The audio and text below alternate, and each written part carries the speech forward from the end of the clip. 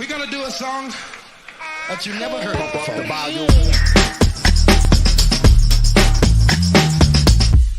Here they come and get wicked.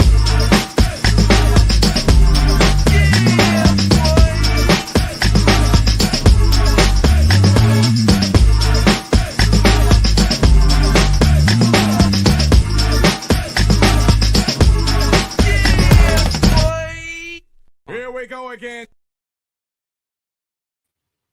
Hey, it's Kennedy, my brother from another mother. What's happening? What's up, bro?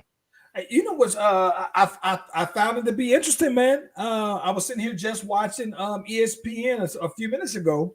Breaking news that the Utah Jazz R&D saying, hey, we're gonna go ahead and break it on up. Apparently, they're opening to listening to offers for Donovan Mitchell.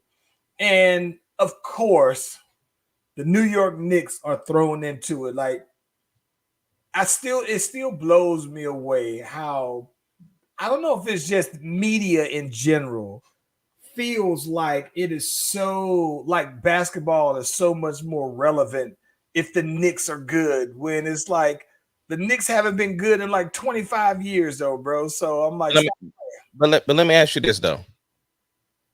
Wouldn't you, as the organization of the Knicks, be trying to throw your name in that? You would be, you know, but I am a self-professed Knicks hater, bro. I was mad. You know what I think? You know, this is my thing. I think that I believe, bro, that I didn't always hate the Knicks.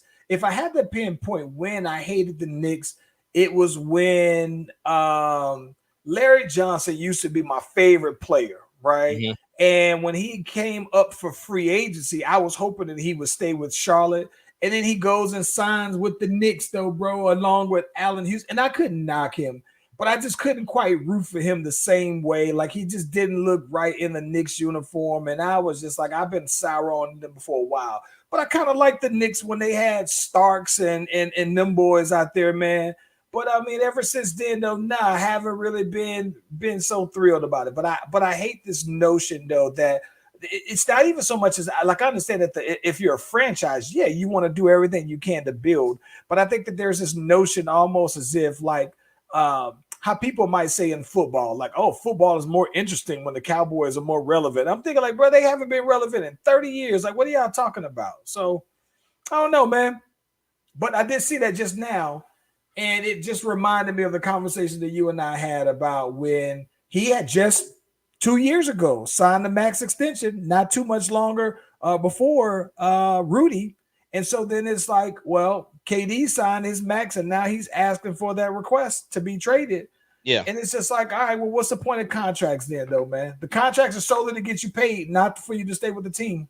Yeah, but at the same time, though, I mean, it's not like, I mean, obviously, we haven't heard that he's requested his trade, but like we talked about, once Rudy Gobert left, them boys was in a rebuild as soon as they gave away their coach, bro.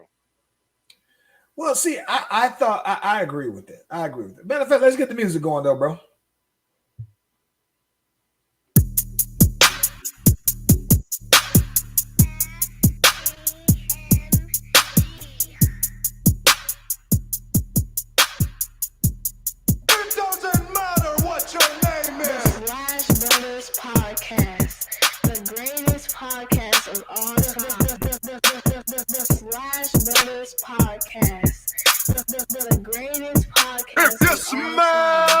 What the rock?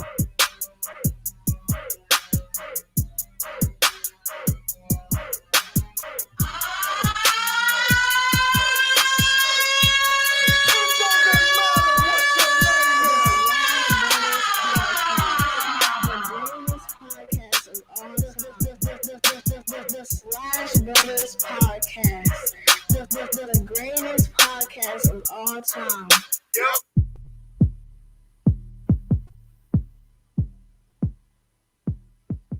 Hey, if you haven't already, be sure to like and subscribe to the Slash Brothers YouTube and Facebook pages. Since we are live on both platforms, you can click and subscribe to the notifications. This way you get the heads up whenever we go on live. Ace Kennedy.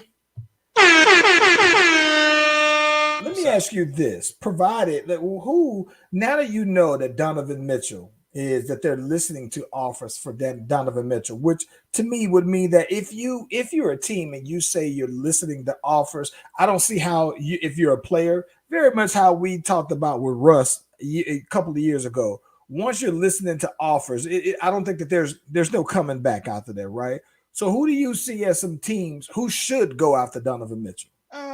I think the Donovan Mitchell situation is a little bit different because he had conversations with them after the trade started happening around the league, and they said, "Listen, these are the things that we think are best for the organization in order to help you win a championship." So when you say listening to offers, that's provided that they cannot bring pieces to him that they feel that he's going to feel is sufficient enough to make the team a contender. But if you're just straight up asking me the question, you have to look at Brooklyn, because the thing is that for Durant, because the thing is that when you look at the Phoenix situation, Aiton is about to be gone any moment now. He's about to be signed to whatever that team We is. keep saying the Pacers. Yeah, the Pacers. That's what it is. Which, if I'm him, I mean, outside for the bag, I don't know why you would go to the Pacers if they're in rebuild mode. Also, It doesn't. It like you said, it's for the bag. Aiton ain't stupid. He know whatever team he go to, if it ain't the top people, he ain't winning no championship. So you might as well get that money, because you could get hurt at any moment. And obviously, the way the league is, getting your money doesn't stop you from going to a contender anyway. There you go. So if I'm him, yeah, I'm going. The other thing too, because then that blocks the Kevin Durant trade, because what assets do they then have to trade to get him? So all these steps taken are slowly slowing the brakes on KD moving. So if, like I said, if Donovan Mitchell becomes available, then the Nets might be trying to push him that way. Because see, at the end of the day, the Nets is like, look, we don't have a problem with letting KD leave, but we trying to get X, Y, and Z back. Yeah, I think that what's interesting to me is that they were talking about. I'm gonna tell you the number one team, talking about the KD team, right? I mean the KD deal. But I think that talking about the KD deal separately, I think that the team who should be jumping out there to try to get KD, and I don't see why people aren't saying this either, is that I don't understand why the Mavericks haven't just said, tell me what you you tell me what needs to make happen. You put Luka and you put KD next to each other. I think that KD is exactly what Luka needs, because I've always said that I've always told people that the problem with Luka is that it takes a certain kind of player to play alongside with him. And I thought that even though they let go, even though they had Brunson sign with the Knicks, I think that with all things considered, I think that Kevin Durant doesn't require the ball, so it wouldn't be that he would take the back seat offensively to Luka because of him not necessarily having to have the ball. He can play off the ball well. So if I'm the Mavs, I'm saying if KD's available, tell me anybody on my roster not named Luka, and you can have them. And whatever draft picks I have to go along with it, I'd give it on up. But I think that the problem is that, I mean, and I mean, maybe rightfully so, if you're the Nets, I'm thinking like, well, hell, I want Luka. Like, you give me Luka for KD, you can have KD. I don't see why it's unreasonable for them to demand something like that. No, they can. You always ask high and see where it falls, but Right.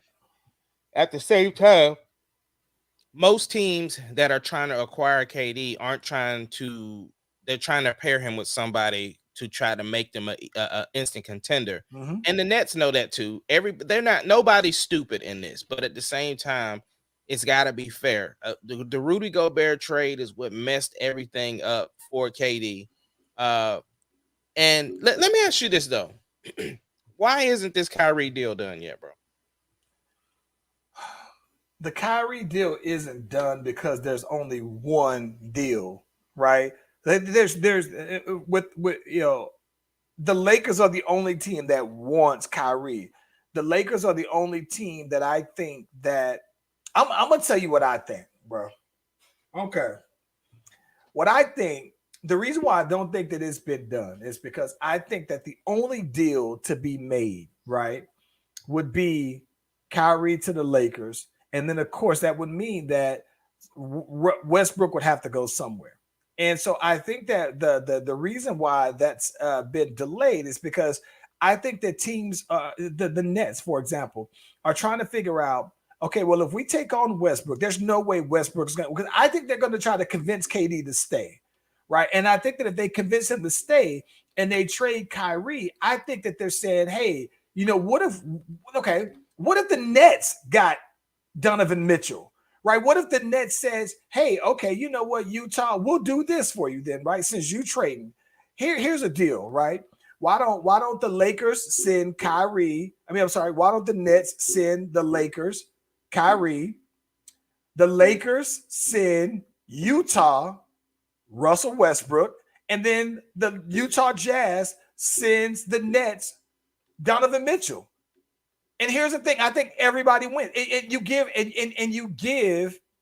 give Utah a draft pick, the Lakers first round draft pick to go around with it. Because then when you do that, you say, okay, well, now if Ben Simmons come back, and let's just say it's the same Ben Simmons. Oh, I think you can still have Ben Simmons at PG. You can have Donovan Mitchell at 2 guard. You can have KD at your small forward part. And to me, I think that if you're the Nets with Donovan Mitchell, I think that you still automatically are top 3, top 4 teams. You're contending, right? And if you're Utah, it's a win-win because you're already blowing up your roster. You can then buy out Russ, right?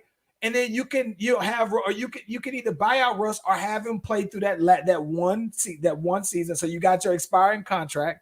And then if you're the Lakers, you basically get Kyrie. So for me, it's a win-win by trading Donovan Mitchell to the Nets for Russ to go to Utah and for Kyrie to go there, bro. Everybody wins. Well, there's been the rumors of the San Antonio trade too.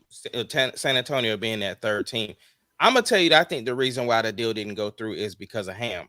Ham has a lot of executive power coaching, which is what he put into his contract, because it's like he's like, look, if you guys want me to come and helm this, I need to be able to make moves the way I want to make moves so that I can put us in a position to win. And if I can't have that, then no. And I think the relationship him and Russ has already started to build. I think he believes he can do something that the league doesn't believe he can do, and maybe doesn't want the headache of bringing somebody who doesn't even know if they want to play basketball, according to the reports. I think that may be true, bro. But listen, bro. So here's what's funny. I think this is, again, one of those reading between the lines things, right? But I think that it's been put out there that LeBron James has been pushing for Kyrie, right? Pushing for the Kyrie trade. But if you're pushing for the Kyrie trade, that means you're pushing to get Russ out of there, right? So I don't think that it's like I don't think it's a small thing that when they were in Vegas, that you saw everybody come up to LeBron and you saw people coming up to Russ, but they never dapped it up. They never did whatever. And I think that Russ, listen, I'm not gonna claim to know Russ, but if I'm Russ, I'm just sitting here like, all right, you know what, bro? Like, nah, we can't be cool. Like, we can't even be teammates cool if, as a teammate, you're pushing for me to get traded, basically. And you're essentially saying, without saying that, all right, yeah, it was a mistake bringing you here, but you think that this other guy gives you a better chance. And maybe he does. But if you're Russ and you think like, listen, bro, I'm a top 75 player and Kyrie isn't. So I'm thinking like, if you're Russ, you got every reason to think and feel that way. But I don't see how you can have Russ play with LeBron next year, bro. Bro, at the end of the day, man, you know who I rock with, bro. You know who I rock with. Oh, Lord. I rock with Russ all day long, brother. Listen, I think, bro, you trade Russ to Utah and a first-round draft pick to Utah. And then that way Russ gets bought out. Russ can go to any team he wants to. And then you ship Kyrie to the Lakers. Listen, nobody's talked about this deal before. This is a Slash Breaking Brothers news. exclusive. This is the first. Listen, bro. Tell me how much sense. Why wouldn't anybody make that deal, bro? For Kyrie, that's just Kyrie. You convinced KD to stay there because you're saying, listen, we got a guy who we think would be a suitable replacement, and he's gonna be here every day. Get Ben Simmons back out there. I think that you did they re-sign Patty Mills? I think they re-signed Patty Mills. They already got Royce O'Neal out there already. So now you got Donovan Mitchell paired up with one of his homies already. I think that if you do that deal, you win ready right now, bro. Hey, Flash Brother you hear it exclusive. first because we called it. We chopping this up and we posting this footage immediately afterwards, bro.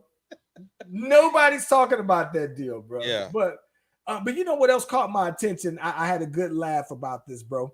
Right before I hopped on, I saw that I think it's A&E has a documentary that's coming out on the Undertaker, biography of the Undertaker. Thought it was pretty dope, though, man. Yeah. And it had me thinking about that WWE, boy. Vincent Kennedy McMahon. Listen, bro, let's talk about it, bro. You got to lay this one out for me because I think All right. you got your inside sources here, and you've been closer to it than I have been, bro. Okay, so Vince, it was reported on Friday that the Wall Street Journal reported that Vince McMahon paid $12 million to 4 women over the past 16 years to silence allegations of sexual misconduct and infidelity.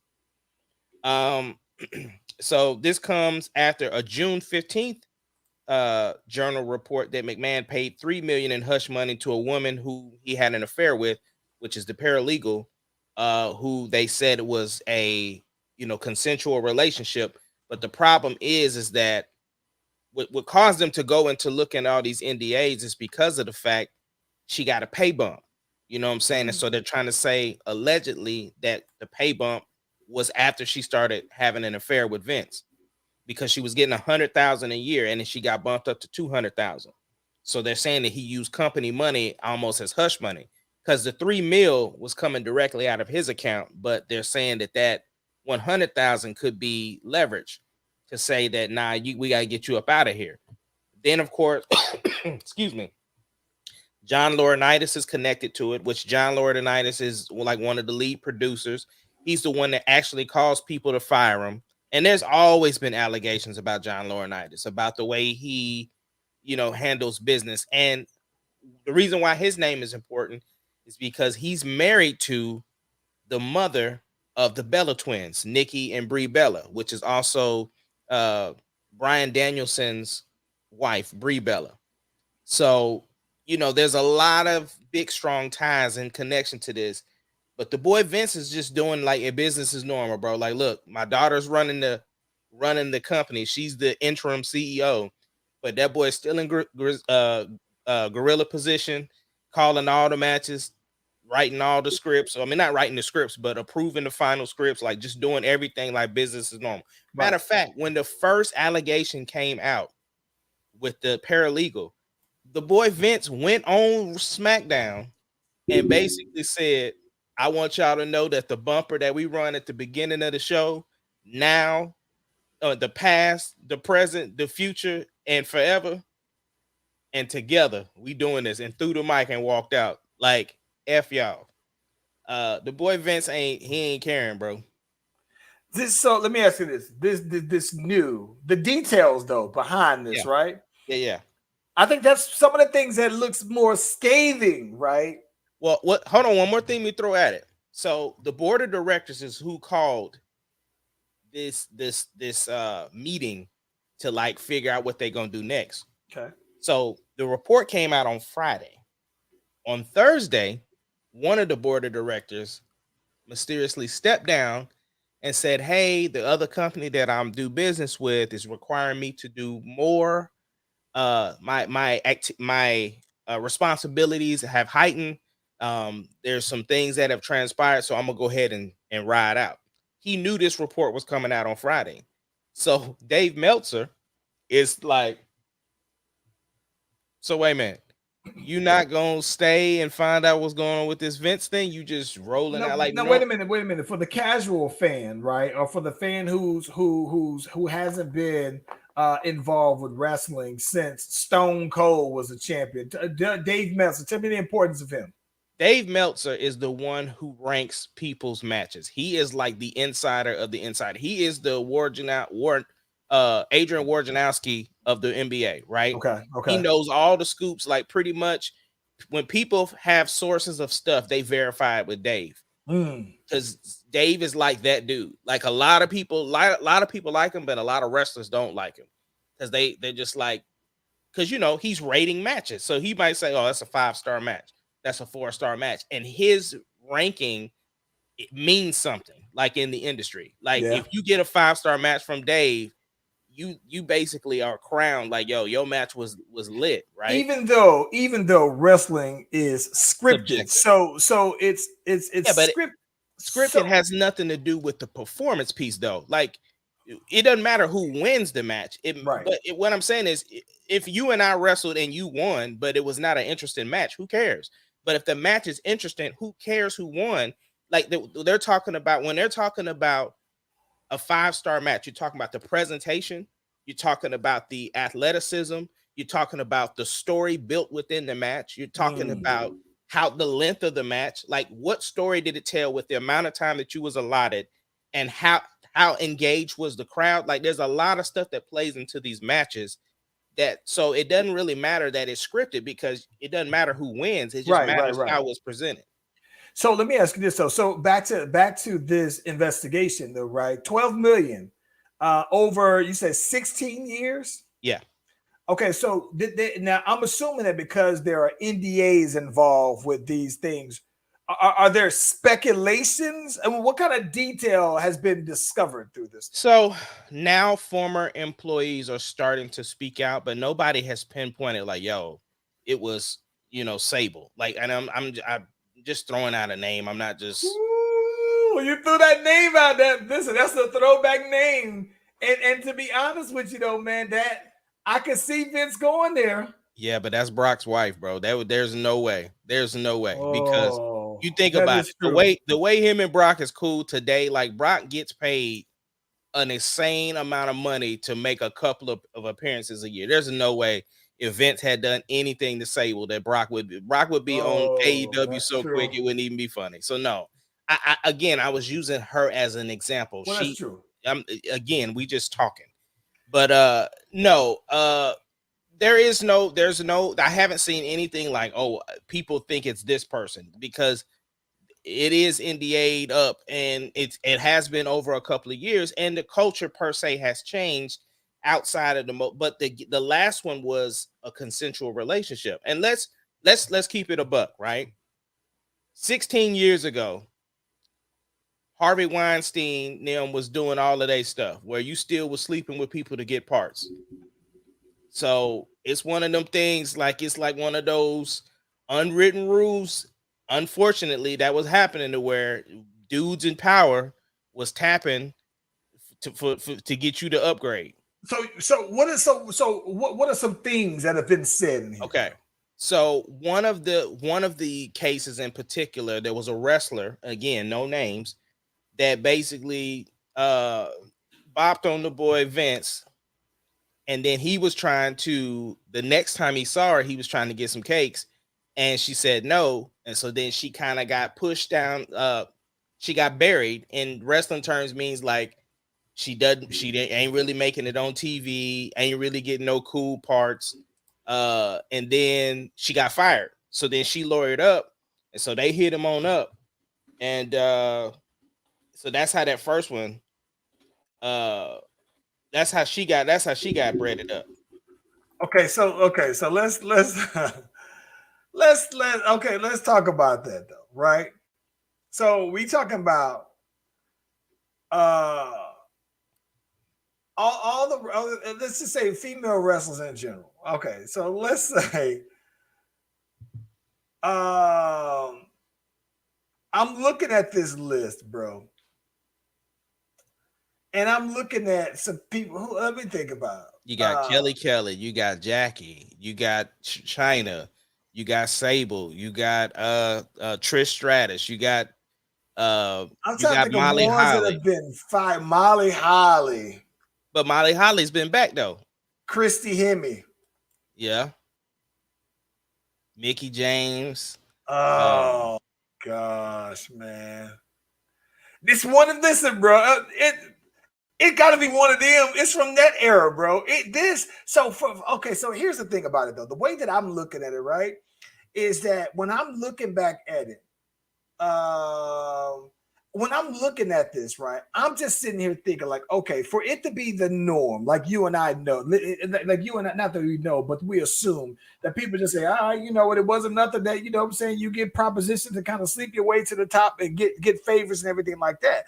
But if that was that long ago, I'm just sitting here thinking, like, okay, well, that to me, that screams, right, attitude era WWE, right? That to me, to see, because, and I say that because I look and I think that now, you know what I'm saying, like Stephanie McMahon is a CEO, and just a couple of years back, this was probably like 2018, that she was very visible with her pushing the women's evolution. And so if I'm sitting here looking at this and I'm thinking, like, wait a minute, bro, like, you mean to tell me that you're pushing this women's evolution when, yeah, your pops is looking at us like we're livestock, like you're pickings, like, oh yeah, the women are there, you know what I'm saying, for the smashing, basically, though, bro. Like, that's the part. It makes, listen, bro, it makes Vince look like complete scum, bro. Yeah, but let's also be reminded too that the WWE has only been a publicly traded company for a little while, right? So once that happened, the culture had to change. So with that, you know, back then Vince ran everything. Like, you know what I'm saying? So just like Elon Musk, what Tesla dude, ain't that right? Yeah. Okay, he just had twins with somebody that he works with. But because the way the company is set up, nothing's gonna happen to him. Listen, bro, I'm gonna be honest with you, man. Like, this was funny, bro. So the funny thing about this, Elon Musk is a different. I mean, it's a different animal, bro. Because I think that people just and I find this out from watching stuff. I told you I can go down the rabbit hole with TikTok, bro. But when you go through, you really do your research on Elon Musk, bro. He's so overrated, so overhyped. It's just ridiculous, though, bro. It's like that's a whole different story. But I do agree with you. Like, but I'm still sitting here looking back, and to me, those kind of things, I'm thinking, like, who names that we know to have, like, I'm sitting here like, okay, Kelly isn't she with Undertaker? No, that's Michelle McCool. Michelle. Okay, so Kelly, Yeah, right? Kelly's been back. Kelly's been back. She's been back in the Royal Rumble. Molly Holly's been in the Royal Rumble. Ooh, what about that girl? Remember that girl? Remember Layla? Yeah. She ain't been back. She has been, but she hasn't wrestled. Oh yeah. Because that's Michelle McCool's best friend. Yeah. They were lay cool. I remember that time. Yeah. But they really cool for real. Like, she normally is backstage when Michelle McCool is out there wrestling. She's just not wrestling anymore. Bro, I'm looking at this. I'm looking at this roster, bro. What about Melina? Oh, that's that. She's been back too. Yeah, Melina's been back. But listen, man. But here's my thing, though. With all due respect to the victims, if you're Vince McMahon and you've been doing this, would Melina be one that you would have to at least proposition? Yeah. I mean, I here's the thing. Like, that sounds creepy saying that, but I'm just saying.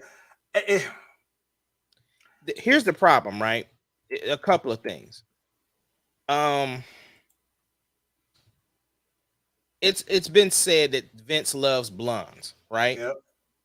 So, you know, you talking about. So here's the thing. it's kind of hard to pick and say who is what when you specifically going for certain things. Because if he's just smashing, I don't think that really matters. You know what I'm saying? But at the same time, the problem is that I'm glad the NDAs are in place, because if these names were to ever come out of whoever it is, unfortunately, people are trash and they would be death threatening these people and doing all kinds of everything because people just like Vince so much, right? Because you think about the shift in power. If Vince goes down for this, right? That means Oh, Stephanie man. would probably become, instead of the interim, she would be the CEO, which then people would speculate, oh, that means the boy Trips is running the company. That would so this, I'm gonna be honest with you. I mean, I think that even though I think that it makes sense from a diversity perspective to have Stephanie McMahon there, it makes Eve just as much sense to have that boy Triple H there as well, though, man. So here goes some names, bro. So you got Sonny. Sonny got to be on the. I knew Sonny was the first one that I actually thought of. Yeah. So you got Sonny, you got China, you got the girl Terry Reynolds. Terry Reynolds is the other one that I think also, bro. Ain't she one day be talking about the puppies? Yes. Listen, think about this. This is how different. This is, you talking about how things have changed, bro. Because I remember there used to be the pillow fight matches, the broad panties matches. Mm-hmm. You remember when the girl Trish was out there trying to join the ass kissing club? Oh yeah. It was wild back then. Oh, so you got Ivory, you got Mae Young, you got Sable, you got Lillian Garcia, you got Lita, Trish Stratus, and yeah. So those that's 9 names of women that was around during the Attitude Era. Oh man, Beth Phoenix.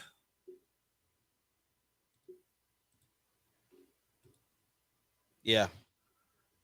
I don't know, bro. Oh my gosh, man. But Mickey James, Oh, you got Jacqueline.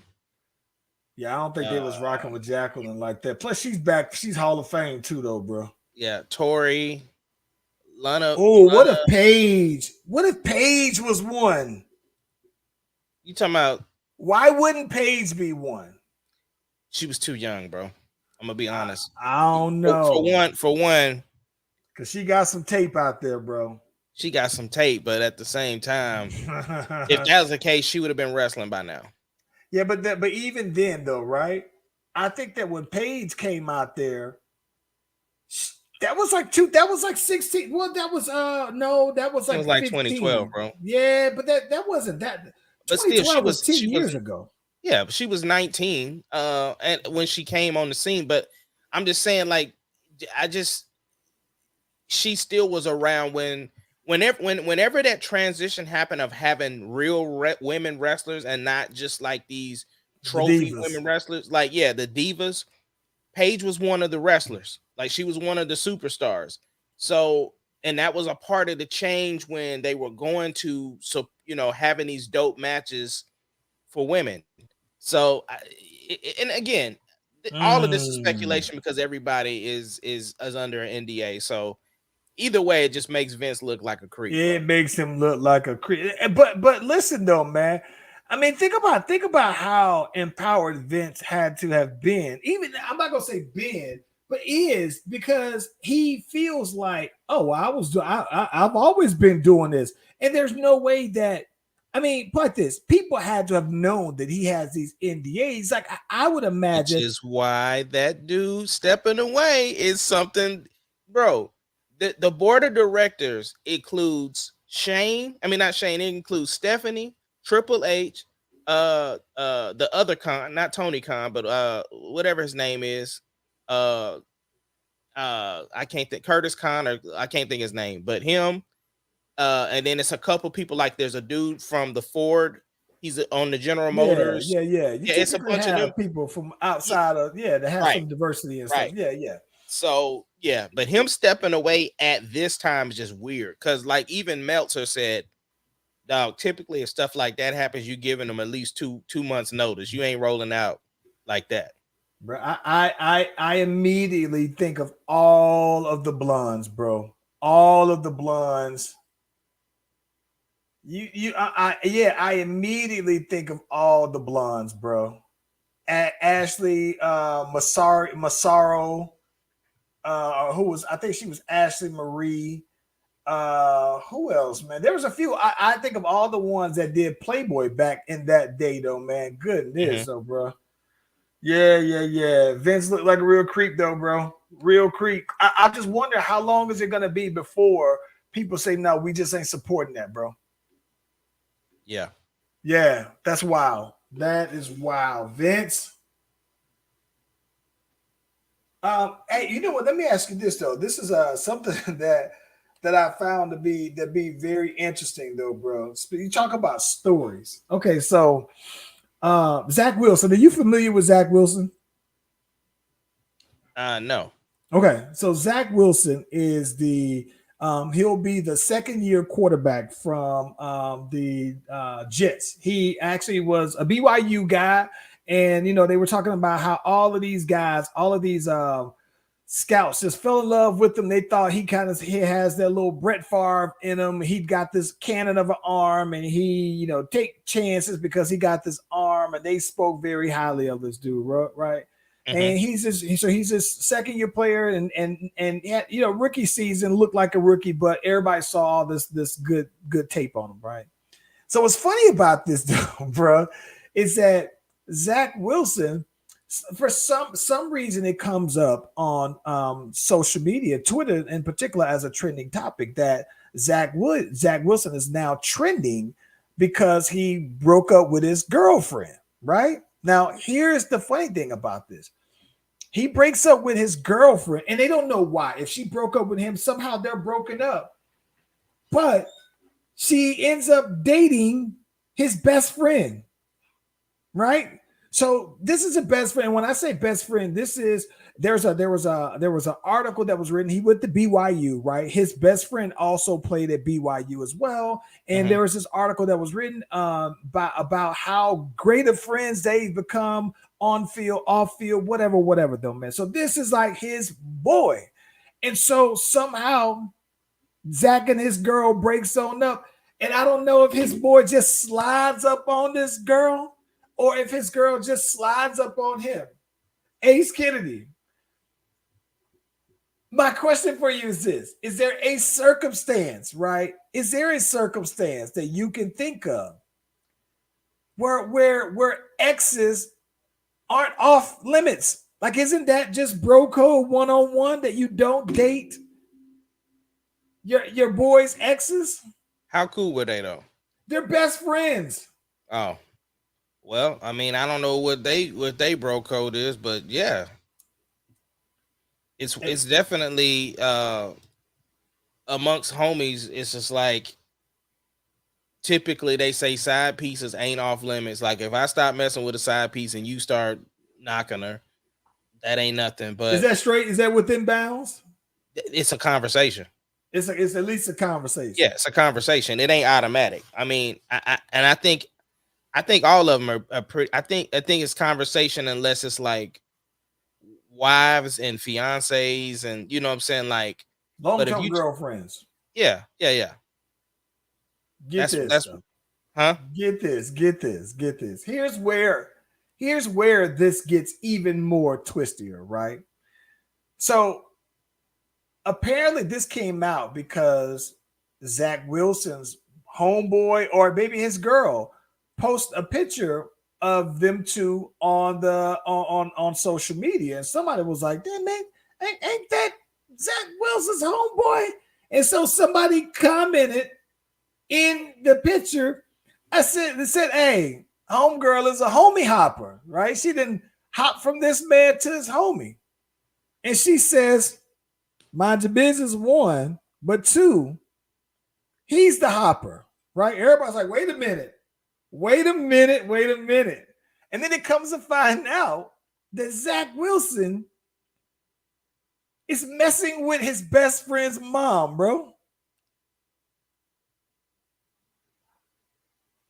So this is the ultimate payback for both ends. Oh man. So here's what I'm wondering though, right? So now mind you, now this was crazy. I'm not gonna cap.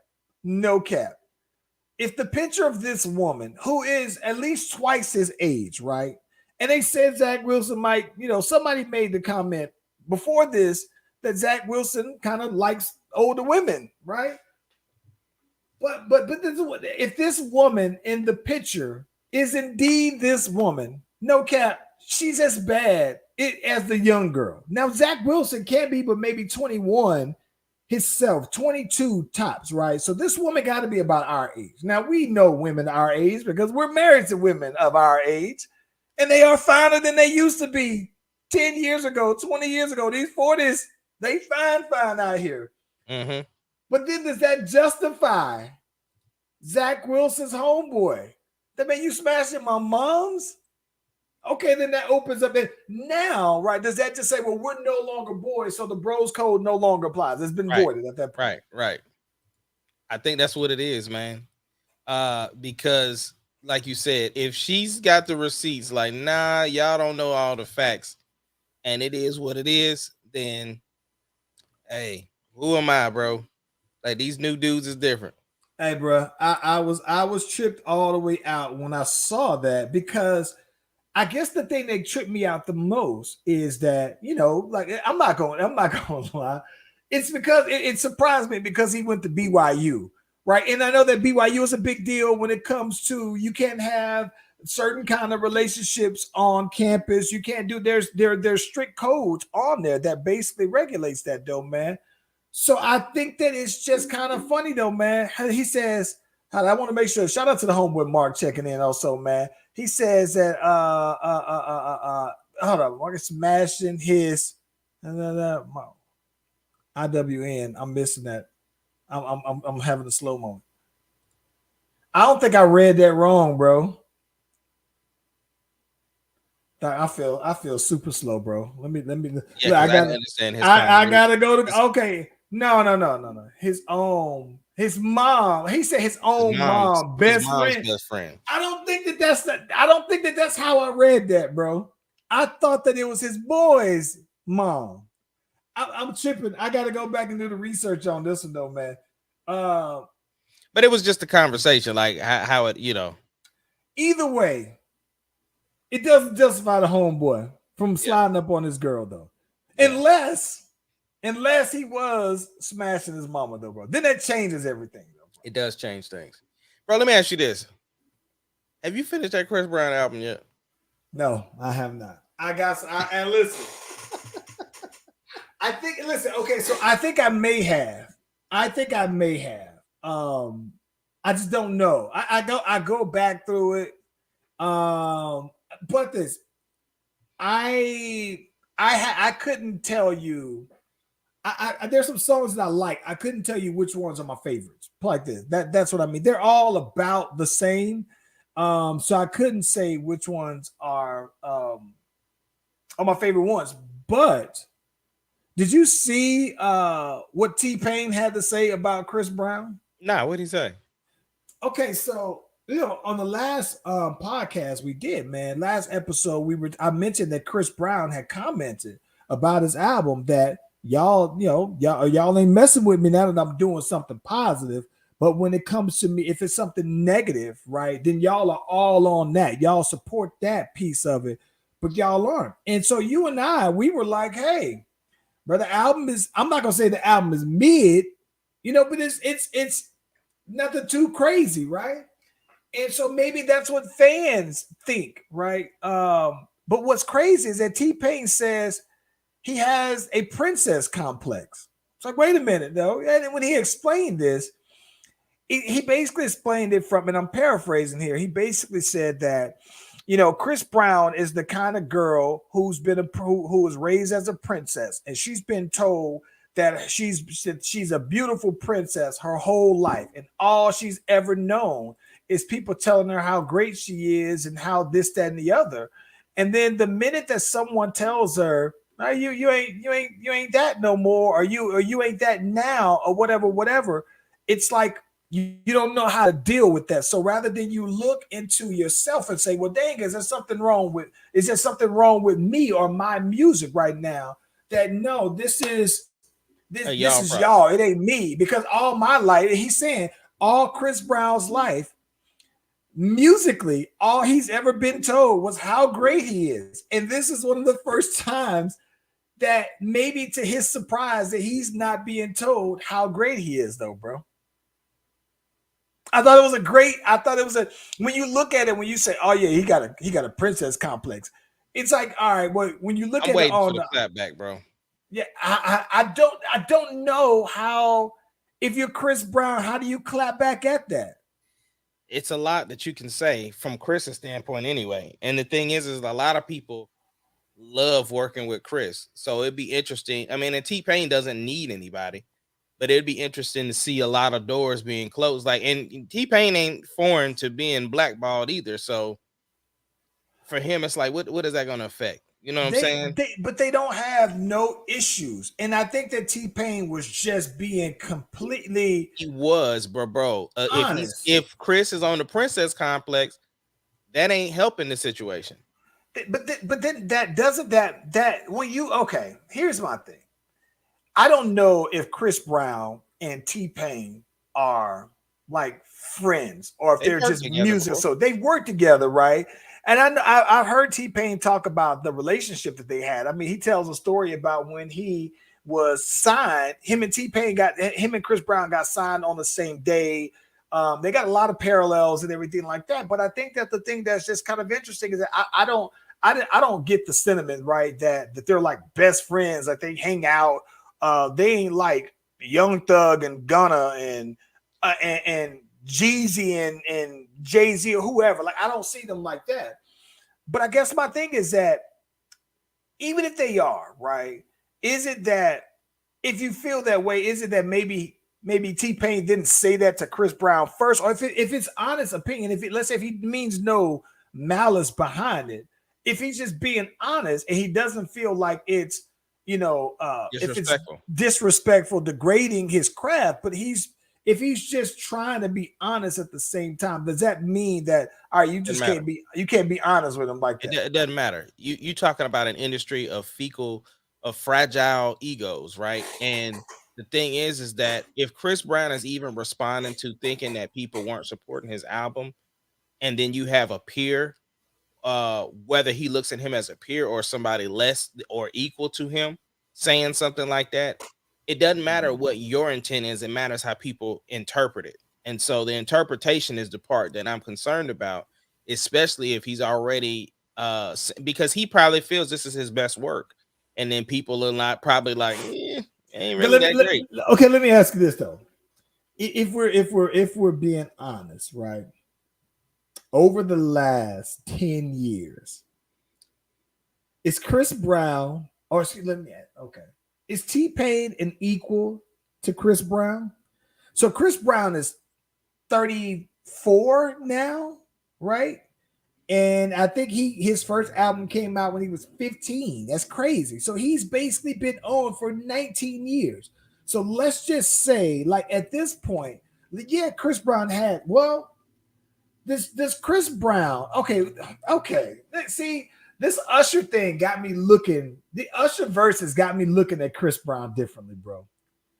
I still think that he's the king of R&B only because I think that there is a small sample size of people who really do real R&B. That's just pure R&B, right?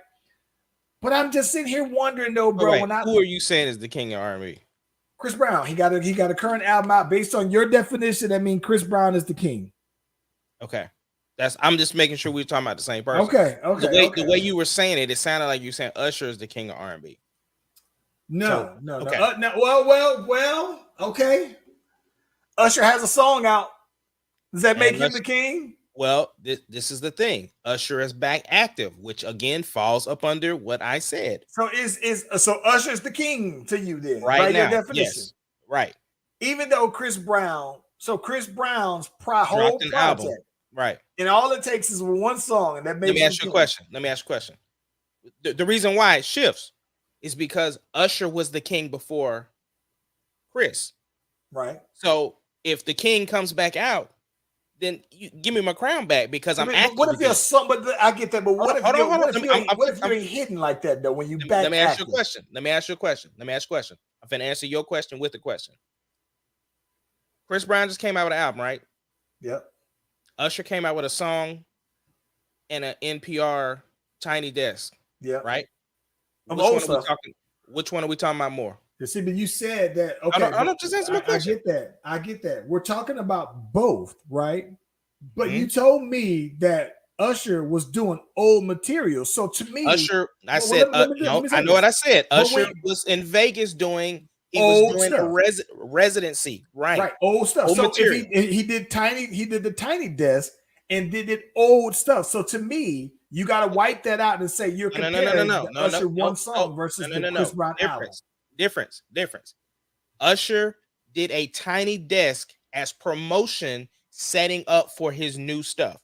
You said, hold on. You said he dropped an album, so he's back active. Which is, again, if you go back and rewatch the old Slash Brothers tape, you will see that I said currently active.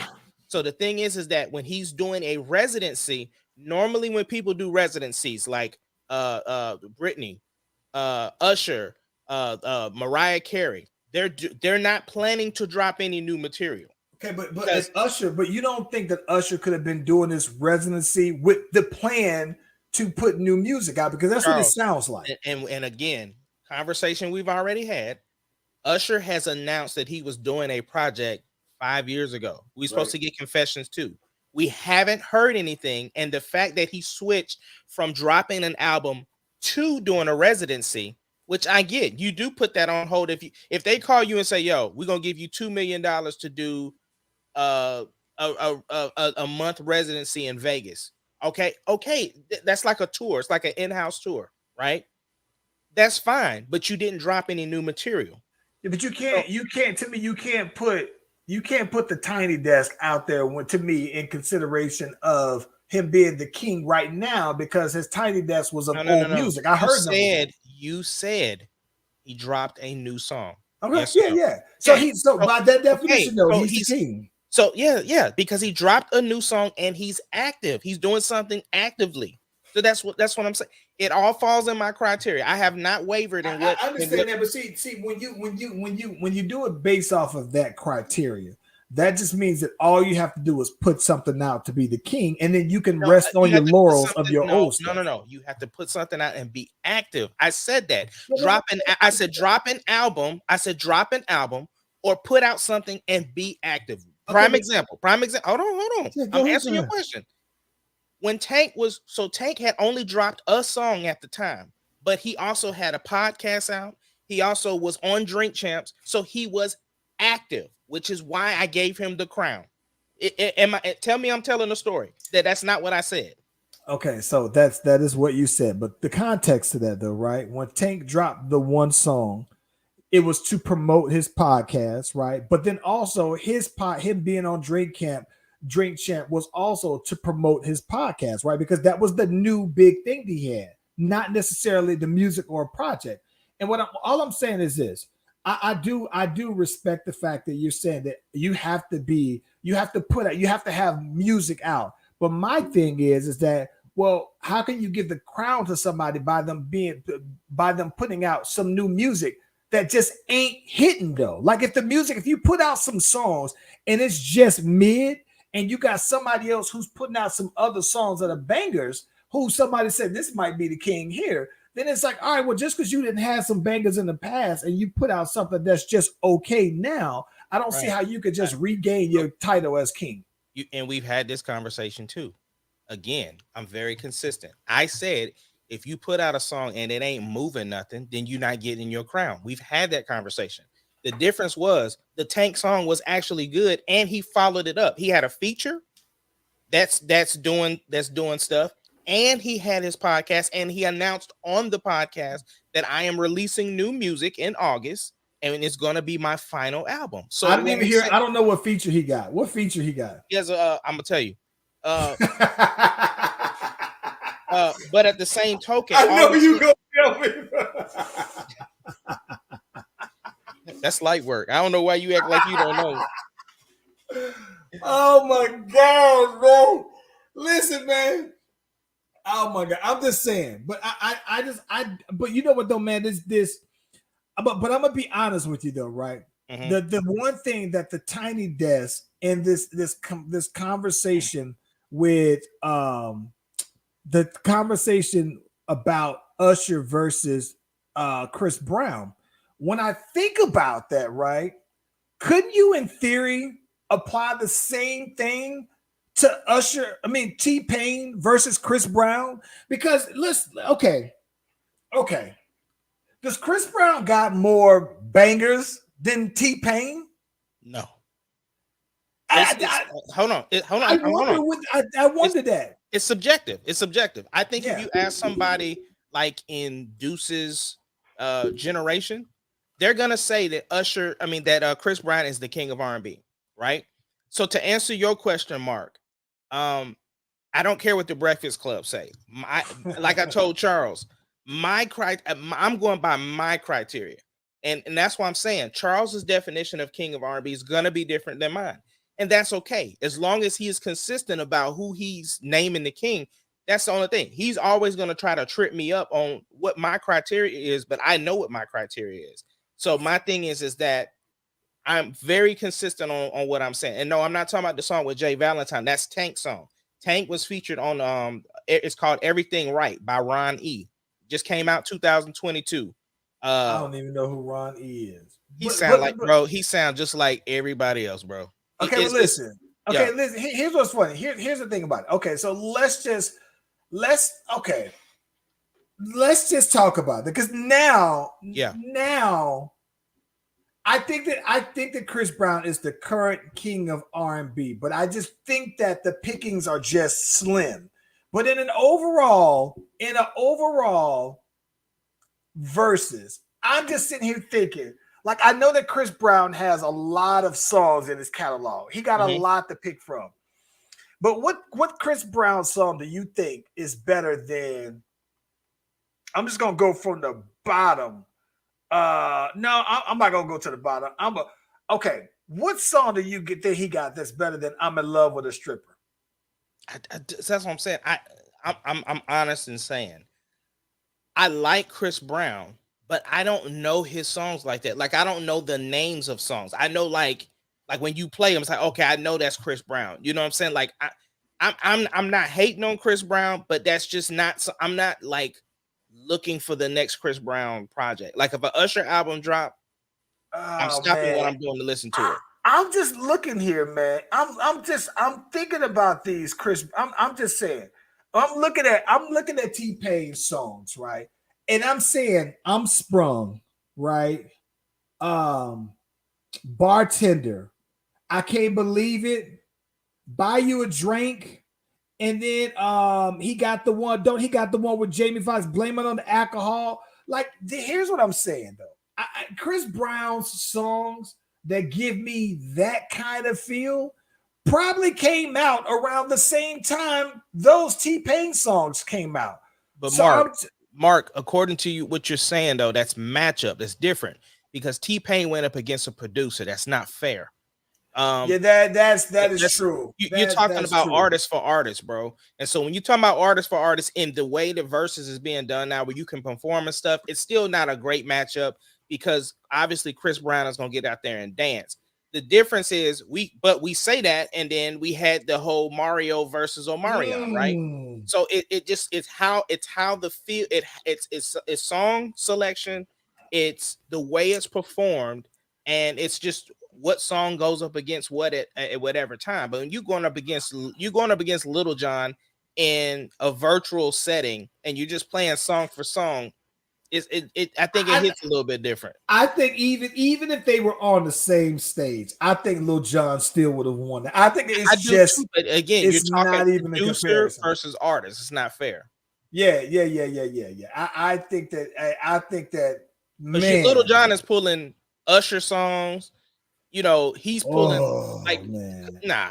But even those same like this, I think that if anything, if you had the exact same playlist that they pulled out, I think that Lil Jon doing those live would have been even worse. I think he would have watched him because then you get that real Lil Jon crunk energy, and I just Or he don't would have think. brought out the artist to perform the record. Oh my gosh, yeah, man. So yeah, I think that was it. I don't think that was it was an entertaining matchup.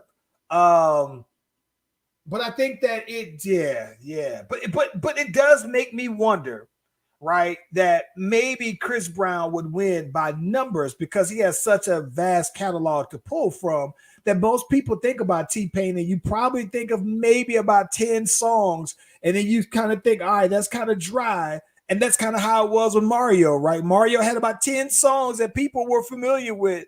And then you got to go back and really be a Mario fan to know about all the other songs. So I think that T-Pain could do that, but I just still wonder. T-Pain will pull some features too, bro. Because all I do is win remix or whatever. Oh my gosh, I forgot about the All I Just Win. Dang. I'm just saying that I just think that if you say the 10 best T-Pain songs, are they better than the 10 best Chris Brown would be a songs? fight. It would be a fight. Oh. And again, it's subjective though, because again, you're talking about, if you're asking me, I'm gonna say T-Pain because again, I like T-Pain as an artist better than I do Chris. I respect what Chris do, and I know Chris is a bad dude, but I'm just saying, like, the music I listen to, it's gonna be more T-Pain for me. I'm gonna be honest with you, bro. This is gonna sound crazy, bro. I can't. I don't want to sound like a hater, but I was low key disappointed with the Chris Brown, bro. And I don't want. I know that I've said in the past that it just wasn't quite what I was expecting. I'm willing to go as far as to say that I was low key disappointed with it, man. Yeah, it's just I don't think I'm gonna go back to it. Like if I hear it on the radio, cool, but I haven't even finished it yet. None for me, man. Like, I ain't even finished the previous one and the one before that. I think that if he's basically saying, if he's basically, maybe I'm the fan that he's saying y'all ain't rocking with this one or whatever. I think that I don't know, man. Chris Brown got a lot of music to pull from, bro. A lot of music. He do, but that's the thing. Having a lot of music don't necessarily mean that the instant win because it's the ones you select. Listen, you know what I have a feeling though? I just have a feeling, bro, that Usher something tells me that somebody would play some songs that just that ain't the one. And by default, I think that there will be like 5 songs where people would say, out of all the songs you could have played, why'd you pick this one? 5 at least. Because again, these songs is these artists' babies, and they mean something different. I agree. You know, it's a lot because like even so for me, right? A lot of people's favorite song of mine is Love Hard, and that's not one of my favorite. You see what I'm saying? I like Love Hard. Love Hard. I know that. I've been told that several times. Love Hard is it, right? Which is why I came out with it as a single. It was never slated. You say it's over. I understand why. Because we stop getting along. All we do is fuss and fight. When I go up, you go down. I can see that. Yeah, that's dope, man. Listen, listen. The lyrics to Love Hard is A1. It's to me. It's as good. You know, it's funny though, bro. I think that Love Hard is about as good of penning that I think that we have of all the songs that I think that we've done. Right. But what I'm saying is a lot of people gravitate to that song, and that's not one of my favorite. Like you petitioned to have that on the record, on the album. I wouldn't like it was cool to me. Oh man, yeah, but Love Hard. I did go back and retweak it and made it a single, remastered it, remixed it, resung parts, like everything. And so it's dope. Yeah, but like when I send DJ stuff, they be like, "Yo, that Love Hard is it, bro." Yeah. Love Hard goes. I can see that. I just think that just on lyrics alone, Love Hard is probably one of my favorite lyrical songs of yours. So yeah. What you got up for the week, bro? You know what, man? So we are gearing up for What else we got going on here? We got school, back to school shopping coming on up, right? So I got to jump on that some this weekend only because next weekend I'm hitting the beach. And so I think that I'm trying to go ahead and knock out that. Plus, I got to send you a couple of I'm sending you a couple of tracks today that I've been kind of dabbling on. I send them on over to you just so that I can also listen to them myself. A couple of ones that I have, but I'm hoping that probably before the end of the week that I would have recorded a couple of new songs though, bro, that I'm hoping to be done with though, man. So yeah, I'm hyped about sending you them to get your feedback on though. Yeah, I'm gonna check them out. And for me, bro, still updating the new computer. Finally got it home, so I've been working on that, trying to get that all updated. And that's pretty much the move for the week is just getting everything transferred because it's a process. I might get out here, man, and cut my grass, bro. I'm proud that my grass is growing and my spots on over here. And my neighbor done cut his grass on over here. And I told you we got that unofficial, unsaid. Listen, if the neighbor cut the grass, you got 24 hours to respond. So I got to get on out here, man. Yeah, you have that. You can have that one. Yeah, I might jump on now, man. Hey, man, be sure to like and subscribe. We out. Let's get that music.